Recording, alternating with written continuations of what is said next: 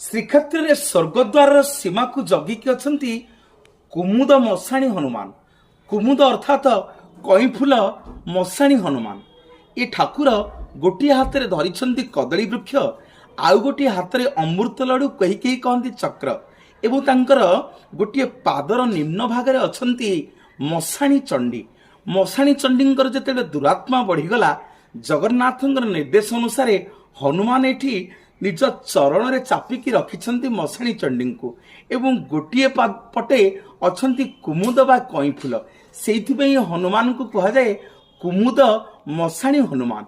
जिते गोटे शब कांधे कि आपण माने जिबे देखिबे हठात ए कुमुद मशाणी हनुमान पाखरे शबर ओजनटा 10 गुण अधिका हो एवं आंकर पार्श्व देवता भावे विश्व रे आपण माने कौन हनुमान मंदिर देखिबेनी जम सोम आउ चित्रगुप्त।